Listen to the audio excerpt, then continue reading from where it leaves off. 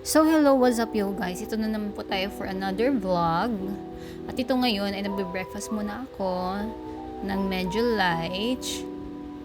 Ayan, ini-enjoy ko every bite of this buffet breakfast ng Marriott. Ito ang napakaganda dito guys, as part ng benefits ng hospital ko. Dito kami nilagay sa Marriott Hotel.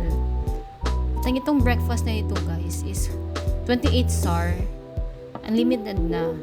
Ayan, nagbaon pa ng mga honey and jams. Ayun, fruits muna. So ayan guys, tapos na. Papunta po tayo ngayon sa famous public library ng Saudi Arabia. At ayan na guys, papasok na tayo. I'm so excited. Malapit na talaga. Ayan na guys, nakikita ko na. Tignan nyo naman guys, structure pa lang ng building is very unique. And look at that. Guys, sa Saudi Arabia pala guys, may mga puno din siya. For your information ha. Kasi baka akala ng iba, puro deserto lang ito. Yan guys, iyan na yung tsura ng building. Napaka-artistic ng gumawa ng building na ito guys. Tingnan niyo naman. Yun guys. Yan yung malapitan na view. Oh wow. At sa loob nito guys, ayan. Very aesthetic. Seems like every corner nito guys, nitong building na to is an art. Look at that. Pati yung payo nila. Diba? Maka-modern. Yan. Tingnan naman guys yung ceiling. Grabe, appreciate ko talaga yung structure. At ayan na guys.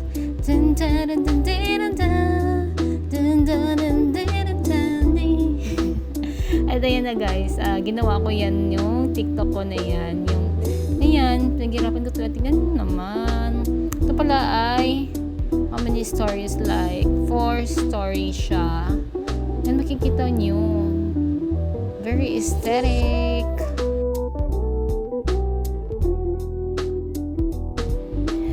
Dito na ngayon guys, ito pala yung napakalaki nilang library dito sa Al-Kubar. Look at that. Tignan mo naman ang ceiling. Very structured, artistic talaga yung pagkagawa nito guys. Hindi lang siya like isang place to relax, to read, like that, but to appreciate the arts. Tingnan nyo naman, very artistic talaga ang gumawa nito. And guys, actually guys, pwede itong place na pag wala kang tulog, yung madami kang iniisip, parang hindi ka makakapaghinga hindi ka makakapagpahinga, so you can visit here. So ayan guys, I appreciate every detail ng ceiling nila. Diba? It's so nice.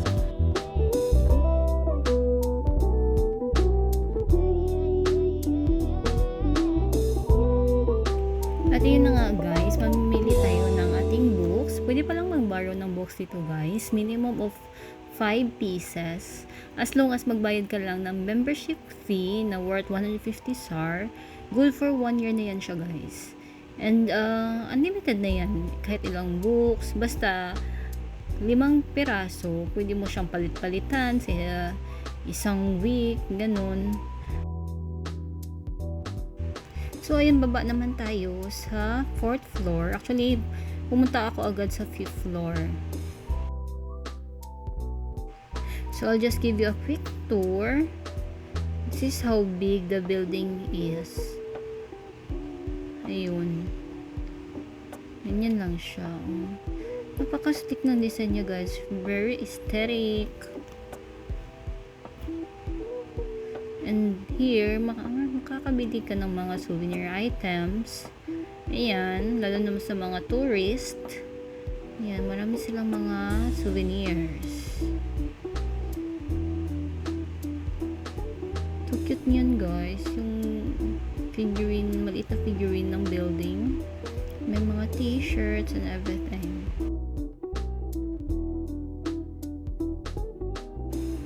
And also guys, meron silang ito, famous din ito sa Saudi. Ito ang first ever na robotic ice cream maker or ice cream vendor ng Saudi Arabia. Okay, let's choose my ice cream. So I choose this one, mango and vanilla. Okay. Tapos magpipick ka ng mga ita-toppings niya. So, pick ka lang. And then, just pay it. Diyan, itatap mo lang yung card mo. Diba? Napaka-high-tech talaga dito sa Saudi Arabia. Sana all.